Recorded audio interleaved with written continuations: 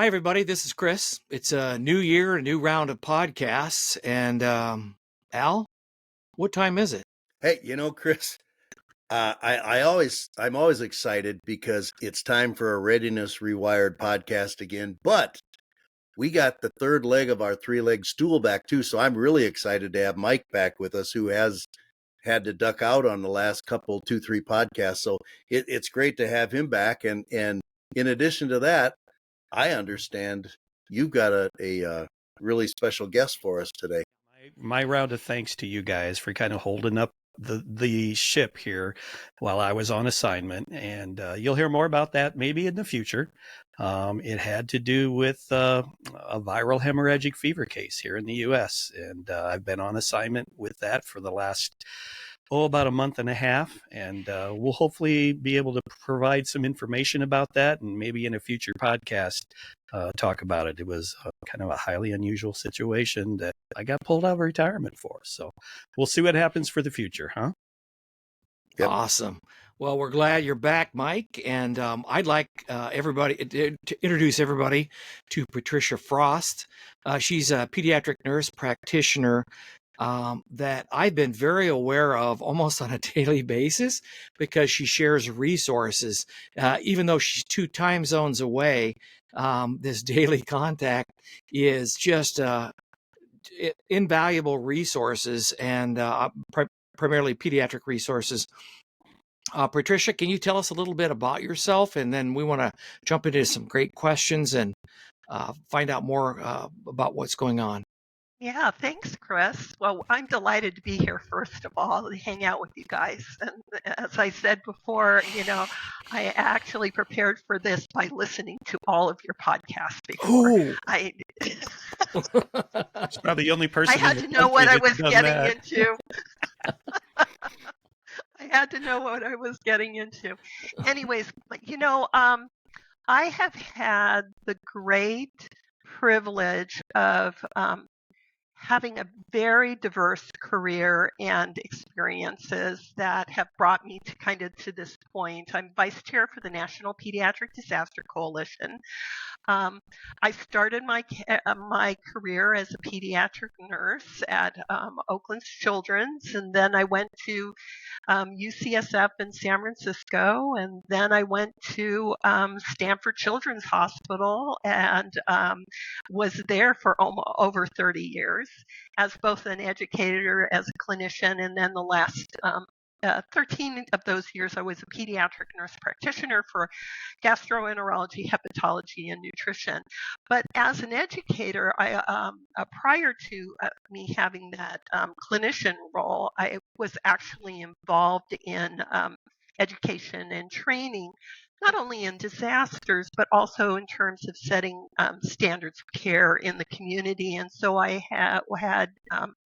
was the first nurse in California that was trained at the then what was called the affiliate faculty level for the American Heart Association Pediatric Advanced Life Support course. Wow. And I have an interesting story about that because I went up with my director of critical care at Stanford.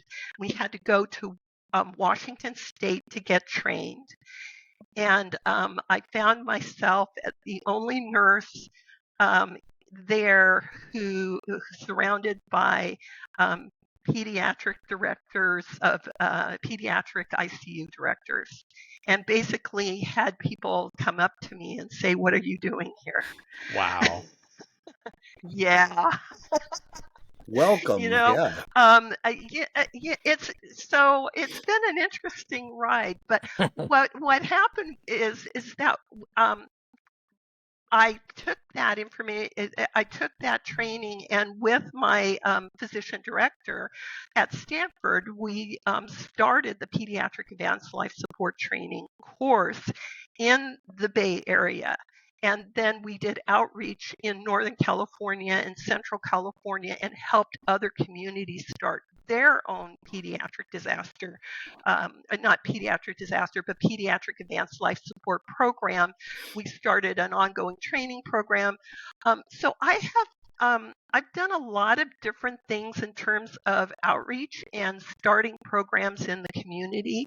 And then when I transitioned to emergency medical services for the last 15 years of my career, I was got hired as a pre-hospital care coordinator for Nice. quality and education, at the Contra Costa County Emergency Medical Services, was then promoted to assistant director in the last 8 years. I was the EMS director for the county.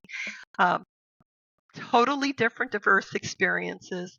On the clinical side, when I was working, at Stanford, I had an opportunity to do some international work, both in Vietnam and also Ecuador. And so I've just had this kind of eclectic little pieces of information and things that I've done across disciplines for a long, long time. But I didn't really get into the disaster thing for kids until I jumped disciplines into emergency medical services. And because I had all this huge background in pediatrics, one of the first things that I did was that I did a walkabout with all the agencies, because my job was education, and was tasked with creating the quality improvement program for the county for emergency medical services. And so part of that was learning, what was happening in all of these different sectors. And the only way you can do it is to do ride-alongs and to, visit the community and talk to the educators who are there, boots on the ground, and visited all the hospitals and got to know people as far as that's concerned. And one of the things that everyone said, no matter where they were placed in the healthcare system in the county, was that the main thing that they were concerned about was the care of children in a disaster or an emergency. So that became a priority, like right off the bat. And we were very fortunate to partner with our sister county in Alameda County, who had a strong EMS for Children's program. Wow. So with that partnership, they were kind of ahead of the game, and they were doing conferences and started up a conference on disaster, which they offered. And this is where I began my career through the help of my colleague, Cynthia Frankel at Alameda County Emergency Medical Service, because she had in her county the resources to put together a conference. So, it's just happenstance a lot of times that you fall into these different opportunities. From there, I heard about that they were trying to build a national curriculum at Texas A&M. And so I reached out to the people there and said, I would like to be part of that curriculum development committee. And they decided to say, oh, okay. Why don't you come in and run it? Yeah. Well, not run it and stuff, but certainly I was part of a group of people who were experts in this area, and we began to develop the national curriculum for Management 439, which is on preparedness. That program has grown enormously. It is one of the most popular programs in the nation, and it really brings to the community. It's an in-person course, so all you have to do is request it through the appropriate channels, with your emergency medical services. We come in person, we do a 2-day course. All you have to do is bring people together, have a room, and, we basically do our dog and pony it. But what's extraordinary about the program is that 6 months later, Texas A&M and these FEMA courses, they are very rigorous in terms of evaluating whether something's working or not.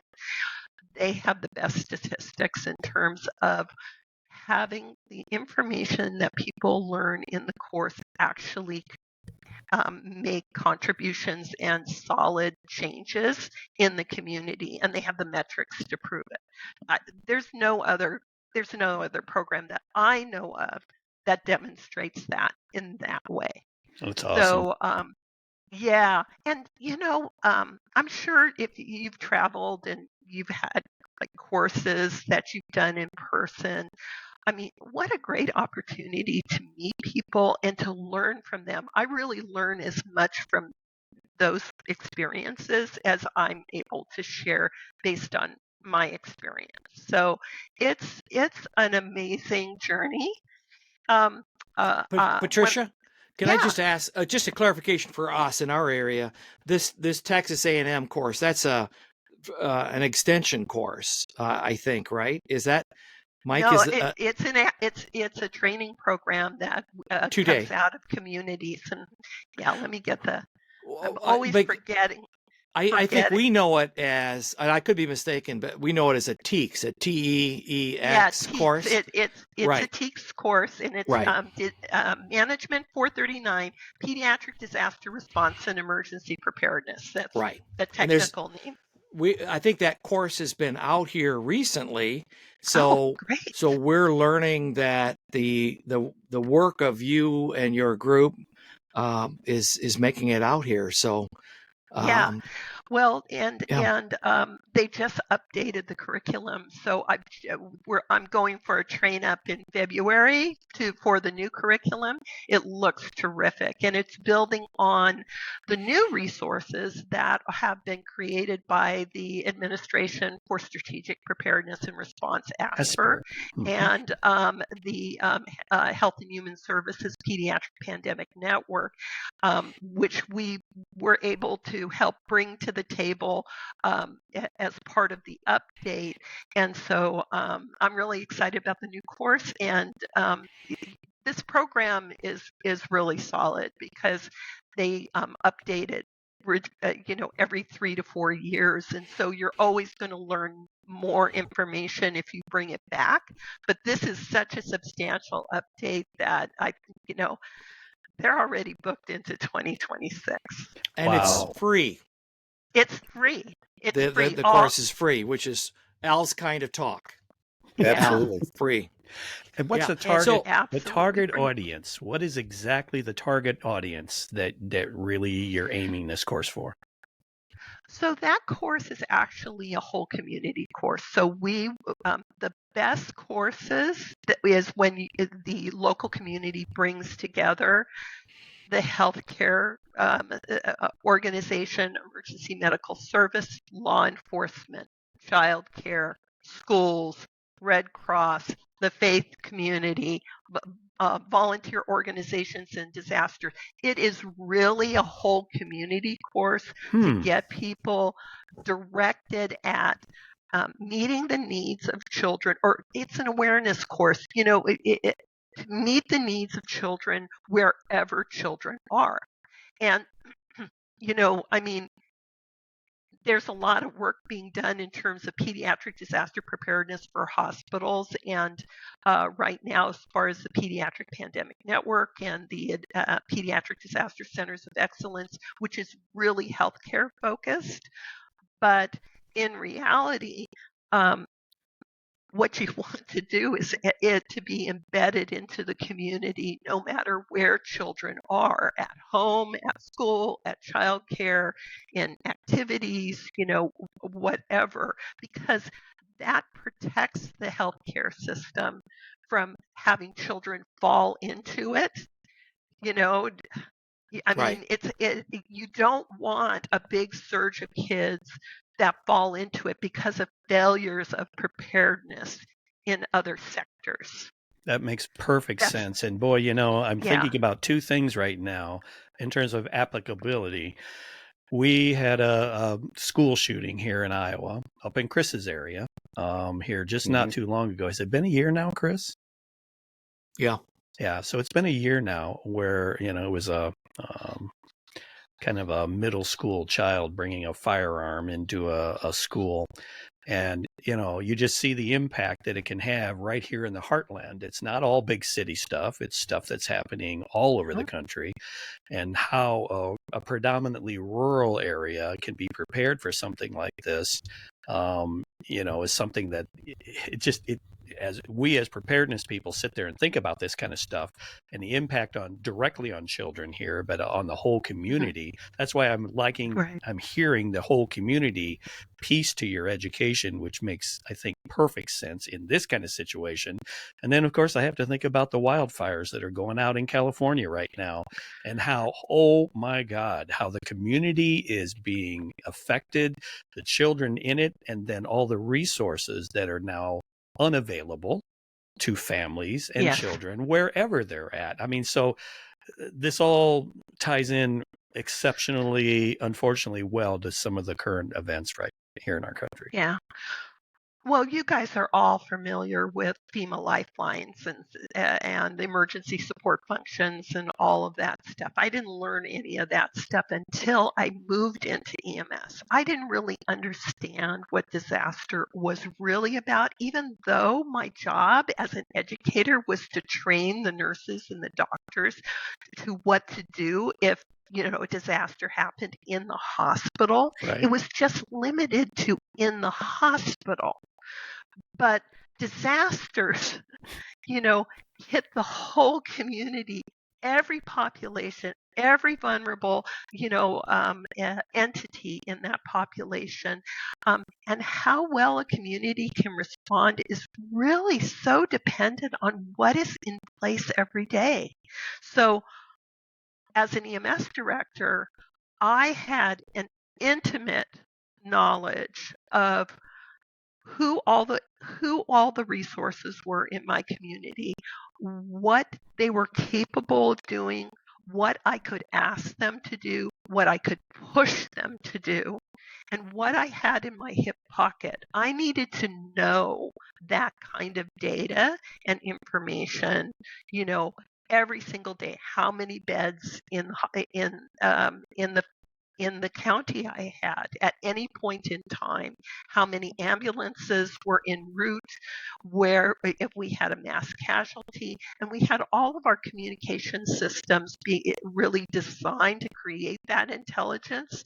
And because I don't like to be caught, I don't like to be caught unprepared as far as that's concerned. So I developed a real appreciation for the need to do a very good threat and hazard vulnerability assessment, so you knew what you had and what you didn't have and what your community was capable of. And I had a really I'm really passionate about knowing situational awareness and the importance of communication and reliable information that is going on, and how to tease out what's real and what's not, and who to reach out to if you have a problem. Because as you all know, disasters are all about relationships. Mm-hmm. Absolutely. Hey, I'm curious. It's all about resilience. When you were part of your EMS system out there, when there would be large, full-scale exercises, for example, was a children or pediatric component always part of your large-scale exercises? That's something that we ingrained into our pattern at our hospital, simply because we are the largest children's hospital in our state. So we made sure that there was a pediatric component to every single major exercise we did. I wonder how many people actually do that across the country. Well, we don't have any data or statistics, but we do know that that is the best practice as far as that's concerned. And in general, what is recommended is, if you know what your community population is, and and if you don't, you can use a proxy. Across the United States, children make up about, 20 21% or 25, anywhere from 20% to 25% of the population. Now, there's some states and communities it's a much larger population, some it might be a little bit lower, but that's a good ballpark figure. And if you plan to do any exercise, no matter what size, trying to have at least 20% of your victims, either be simulated patients or real patients would be great. When I was EMS director, it's good to be king or queen sometimes. So Pat, and I want to jump in here and ask, because you were talking about pediatrics, and Mike mentioned the California fires, and you're north of there, but you're still in California. So tell us a little bit. I'm curious about the involvement to reach north to you and get you involved in that, because the things I think about with pediatrics, the special needs kids, and just respiratory things because of the smoke. And even though we plan and exercise and we add a pediatric component, this magnitude has never been seen before, and so it's caught everybody a little bit by surprise. So what have you seen out there for those pediatric pieces to kind of keep those little kiddos safe? Yeah, well, first of all, we're not in the midst of the operations. So the National Pediatric Disaster Coalition's main role, as part of this, is really support and information sharing. And the reason we can do that is because we've been established for so long. We have a listserv of about a little less than 800 people, but each one of those individuals who join our listserv, it is expected of them that if we push out a piece of information, that if it doesn't apply to them, that they pass it on to one of their community members to use. We also are always monitoring on social media, especially X. And I know everybody, is kind of, upset about X and stuff, but X remains the fastest, the most important social media for situation awareness. That includes the good, the bad, and the ugly. So you have to know how to tease out and be very responsible with the information you're sharing with that. Because we are so well connected to our partners at the Pediatric Pandemic Network and the Pediatric Disaster Centers of Excellence, and we have other liaisons or points of contact in the pediatric community with schools and nonprofits and stuff, we're able to, including volunteer organizations like Family Voices and the California Family Voices for Children and Youth with Special Health Care Needs. We are strategically positioned to connect people with information and connect people with each other. So the call that I was just on was a new call that was coming up that was helping people in the business, public, private, business sector make connections. And in that call, basically, I was able to share the information that would be most pertinent for wildfires in terms of mental health and supporting children and family and with mental health, around sheltering issues, around the smoke and environmental issues with cleanup, as well as just general information. And so they're going to take that information, and when they do their sit rep, they're going to include all that information in their network. And so it's like dropping a pebble into a pond of water and watching the ripple effects. But you have to have relationships with each of those ripple potentials for them to then reshare with their community. So that's the main role that we play as in terms of connecting. So we've been pushing out burn resources for the hospitals, as well as mental health resources, just-in-time information that is coming out in terms of where the trusted sources in LA County are around these issues, some information about our volunteer organizations like Project Camp and Children in and Family Voices, those kinds of things. But I find that in order to be successful with doing that, I actually have to show up at their meetings, or I have to have someone in our community show up in their meetings, and I call that a warm handoff. You know, it's not good enough to just post information. It never gets to where you want it to be. The biggest challenge is we have a lot of good information out there. We just don't know how to get it used.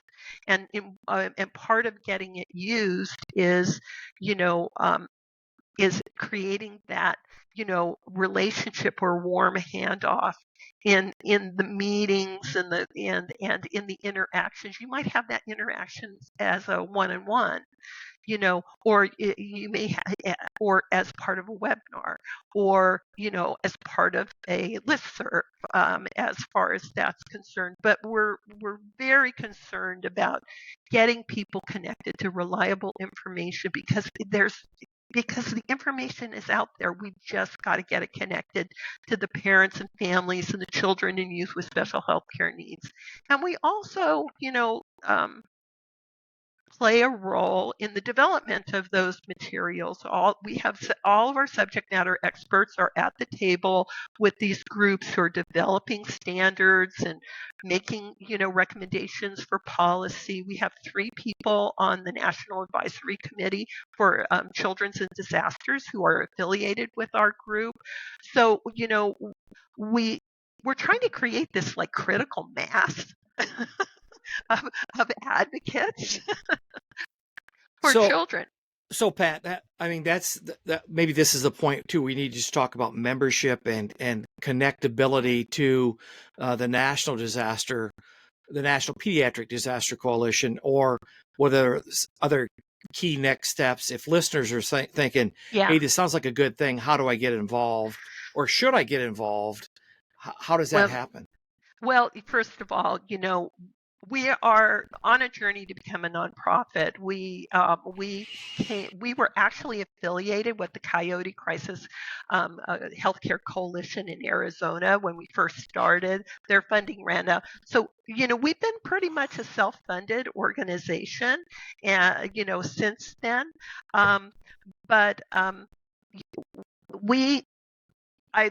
We have made it so easy for people to just get connected with stuff. Certainly, we had a listserv for many, many years, but in the last 3 years, ever since, right before COVID, we really started focusing on our social media as far as that's concerned. So people can, if they don't want to get an email, 4 or 5 times a week from me, a lot of people get a lot of stuff.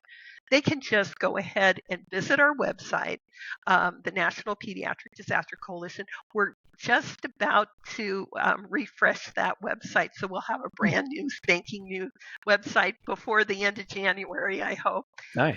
Which will be much easier to navigate. But then they can join us either as a listserv member, or they can join us via social media of their choice. And the only thing we're asking of them to be able to do is to help us share information. Sure. So, if we send out a piece of information, it doesn't apply to you, in what you're doing, but there's someone in your community who can benefit, we want you to pass that along.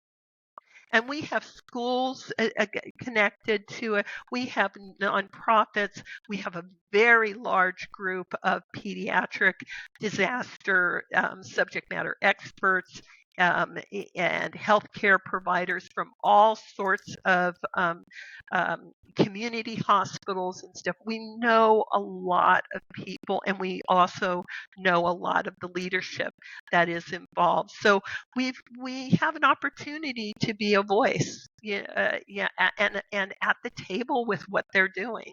So myself and other people are on a lot of the steering committees, and we're subject matter expert. We give advice. We help create materials. I've been affiliated with the Region 5 for Kids group, and they have a great product, which a toolkit for children and youth with special health care needs that has both a provider training associated with, not a lot of heavy lifting that can be implemented, but getting, everybody's so busy with creating stuff, and creating stuff can be really fun. And and usually the grants, they're written that you have to connect. You have to create something. You have to have an endpoint or end product. But there's never anything in the grant language, no matter what it is, about your obligation to disseminate that information. And we've brought this up with HRSA and ASPR over and over again, and basically, maybe one day, but we have to make this information sustainable, and we're just doing our part to help that happen. So beyond passing off a document or a new program, and I'm thinking, and many people are familiar, and there's probably as many that aren't familiar with ASPR Tracy, that ASPR TRACIE, kind of a technical it's a virtual warehouse. It's a virtual warehouse. Yeah. Do you have something so you have something similar to that for pediatrics, that instead of pushing it out, like maybe you don't have something happening right now in your area or with some of your principals, but somebody wants to retrieve some information. How do they go about doing that? Well, on our website, basically we've designed it to have and we're looking at it and update it, depending on what materials. But in general, we prioritize just-in-time operational materials that we basically have in a very simple list in categories. We don't make people go through a big search, that you could basically, copy and paste and grab and go. So that's our approach to it. However, we have supplied the Pediatric Pandemic Network. They have a project that's called Resource Central that is building a whole, library or clearinghouse just for pediatrics. And actually, I'm part of that and have contributed over 2,000 resources to them, and they have the grant funding and that kind of thing that they think that, they're going to add a kind of a chat GPT and AI component to it, and then they have the benefit of all the information from other sources as well. So I just help them find that operational information, and so that that will benefit a wider community. So that's kind of an example of how we kind of feed in. A lot of times we're in the background, as far as that, we're an influencer, I would say, in some settings. Some settings we're out there to help, connect people more actively, but we have a real focus on connecting novice to expert, and we make it as easy and not intimidating to connect to these resources, because people are scared about, thinking about some of this stuff.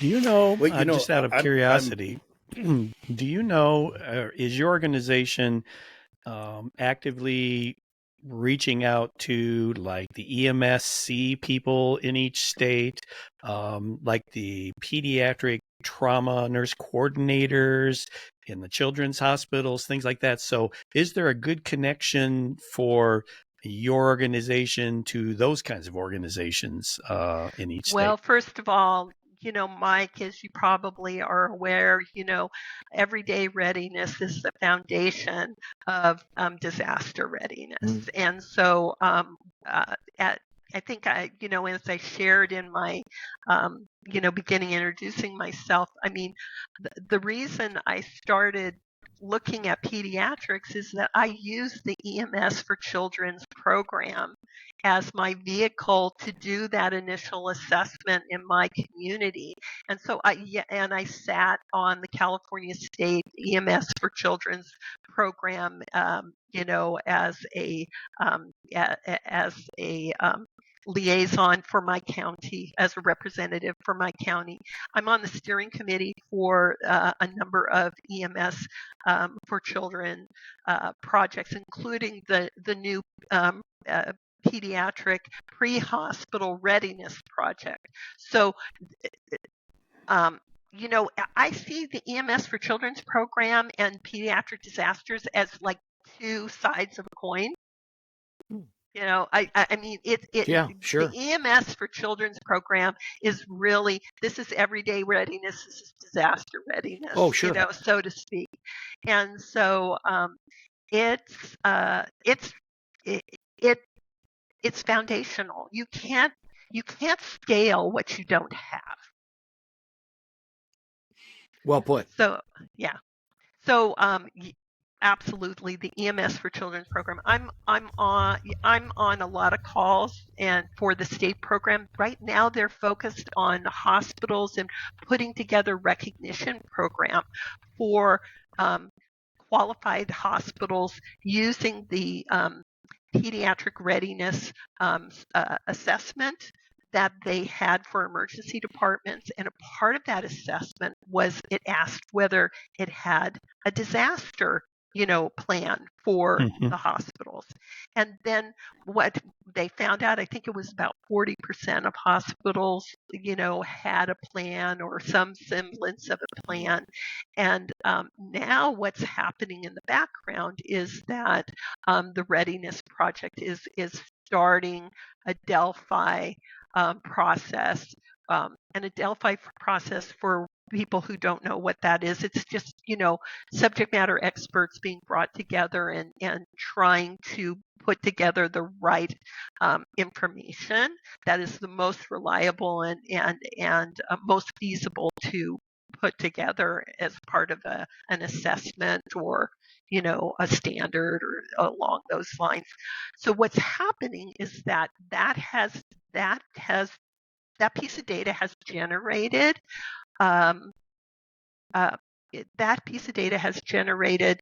the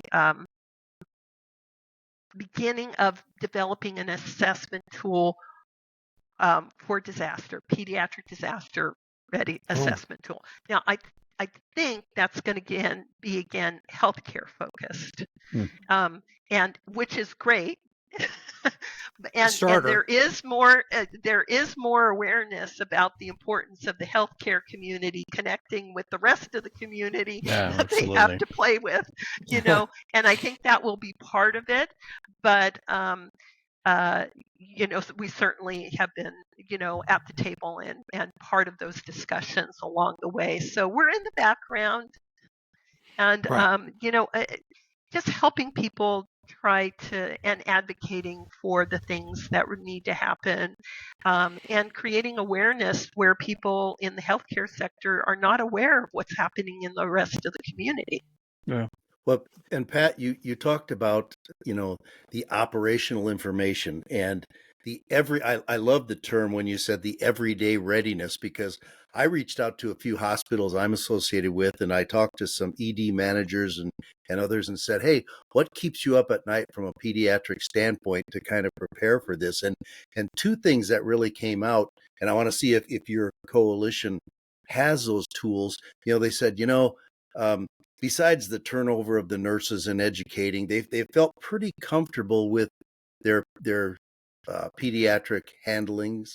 But, they talked about, they said, boy, reunification really makes them stay up at night and worry that, because that getting the wrong little one in the wrong hands, even though it's a family member or something, it can be really bad.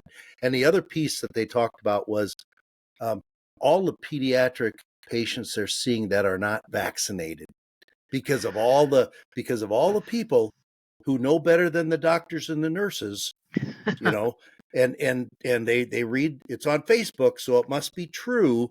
Yeah. But they're worried about they're seeing pediatrics not being vaccinated in some cases, and then the effects that it could have on their staffing, because it could carry over to the staff. And Oh, I mean, so, God, does your yeah. coalition help address, or if we're looking out here, we put the link out there, people listen, can they go out and say, hey, let's check more about reunification, or let's check more Yeah. about how we get that vaccination information out?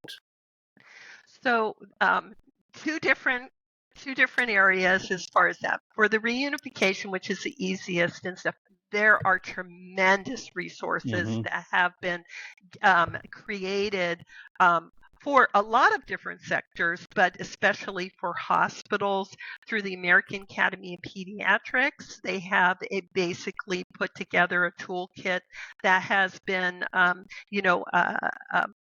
had workshops and stuff at the National Healthcare Preparedness Coalition conferences. But my own group at Region 5 for Kids have an online training with videos. There's checklists. So you can find on our website, if you scroll down under resources on reunification, you can find all that information. Some of it compares, some of it may be more useful for out of the community or with schools. Yeah, because reunification is an issue in a lot of different situations. Absolutely. And then there's a part for hospitals. But we have, in the last few years, there's been tremendous progress in terms of the hospital tools and resources for people to become familiar with. I mean, there's templates. There's just a whole bunch of stuff that's just ready to be used and implemented however people want to use them. Nice.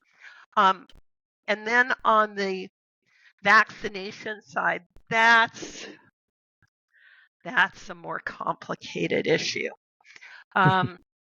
What I can tell you is that our role in NPDC is to, we have information on how to give a child a vaccine, when we were doing all of those big, vaccination pushes and based on reliable sources. But we also partner with the CDC, and we're an EPIC partner. So this is the Emergency Preparedness Information, I think coalition or group, and they push out information, and then as part of being part of that group, we then share it with our stakeholders, and we certainly are constantly on our social media, no matter what social media it is, pushing out information about the importance of vaccination from reliable sources. Yeah. We have to be a little careful about stepping on issues that are associated with the controversies. There are all sorts of subject matter experts who are very active in that space. We follow them. We hear what they're saying along with the people who respond to them in terms of what, that they don't know what they're talking about. But we do have some guardrails in terms of when we're pushing out information. We want to make sure that it's not, we don't want to get into the controversy. We really want to get into, this is the information that you can use. This is why you should use it. And, and people have the right to do what they want and agree to do.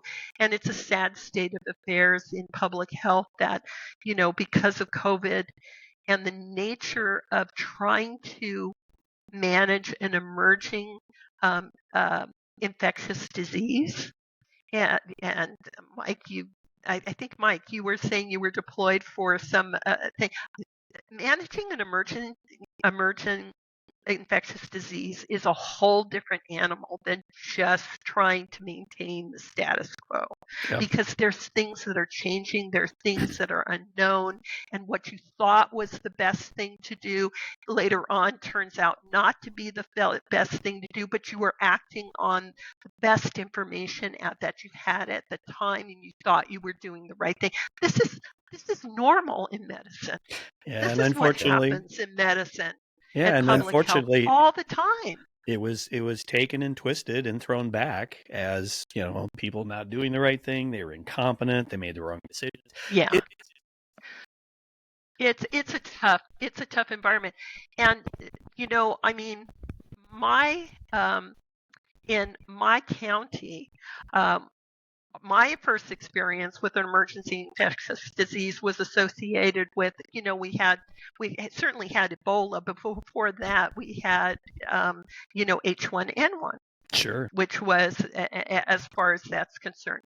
So the story I frequently tell people about is that we were aware of H1N1 and we were watching it internationally, how it traveled from Australia to Asia.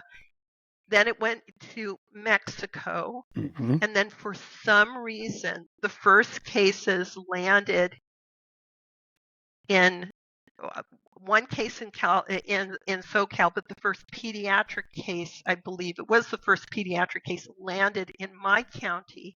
A 9-year-old girl with no comorbidities, and she died. Wow. And the next day, we had every hospital in my county surging with worried well. Sure. And the pediatricians, because it was early on in H1N1 and people didn't know what they were dealing with as far as that's concerned, there was so much anxiety, and we didn't know what was known and unknown at this time. It was happening so fast.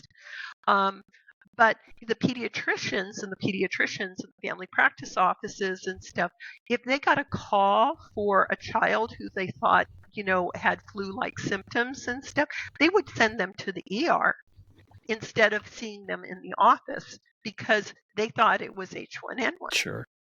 And Yeah. then we had the whole experience of trying to do mass vaccination. And when we started doing that, it wasn't such a good, we didn't do it very well. And over time, we learned how to do it better, Sure. as far as that's concerned. But in one of those mass vaccination clinics that we had, I was there, doing my part as the assistant director. I was the assistant director at that point in time. And basically what happened is we found out that all the public health nurses and people giving shot were not comfortable with giving kids shots. Wow. Yeah. So I gave every shot Wow. to all the kids. Because Wow. they weren't comfortable with doing it with babies or toddlers. Sure. And you hope people learn from these experiences.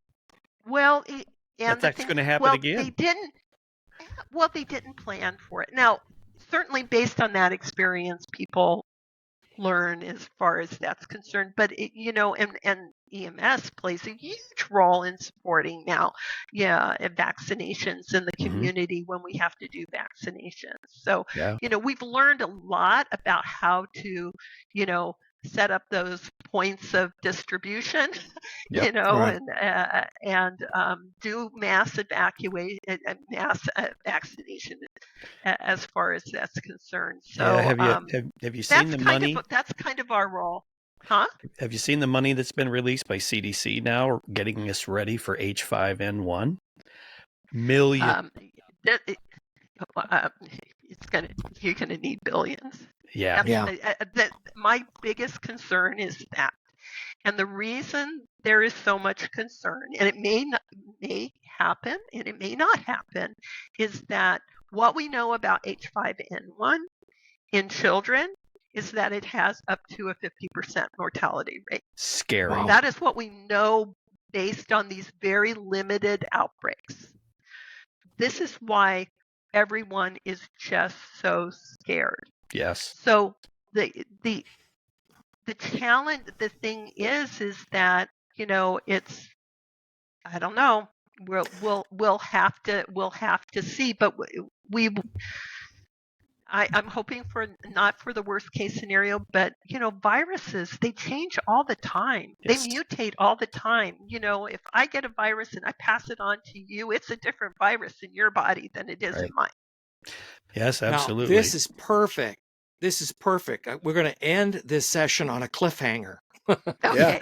And actually, there's a lot of material here to talk about, maybe for infectious diseases, and we've got much more in the way of potential conversations with you, Pat. And as a passionate disasterologist, pediatric disasterologist, you're going to be in our go-to list for another round thank of you conversations. so much. Yeah. Definitely appreciate it. Unfortunately, because of time, we want to wrap this up. And we do want to include in our description when we post this on YouTube a link, and I'll reach out to you afterwards to make sure we get everything right. So we'll get the opportunities for people to connect to you and the organizations that you're representing and that you're advocating for out there. We really appreciate that. Oh, perfect. And you are a wonderful advocate for not only for pediatrics, for disasters and for out of hospital partnerships that we need to see. So Al, anything to add? And Mike?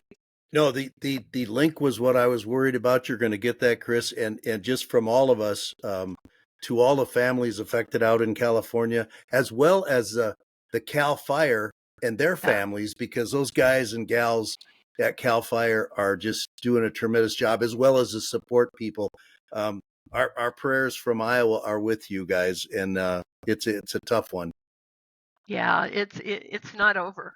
Yeah, right. No. They're headed into another wind event and stuff. And they're shutting down power, and they're expanding the evacuation areas and stuff. This is unprecedented. This is unprecedented. Yeah. Well, again, Pat, many thanks from us, and hopefully we're your new partners in getting the word out and spreading the word about pediatric disaster preparedness and all the resources you bring to bear. So we will be your standard bearer for this. Well, this we effort. really appreciate this. Thank you so very much for inviting me. Reach out to us anytime. We have a lot of people who are just amazing experts, that we're affiliated with, and could give you guys a steady diet of pediatric disaster. Nope, we have to have it. Like I said, you should have it in every major exercise should include a pediatric component. Yeah. There is no question about it. That's the goal.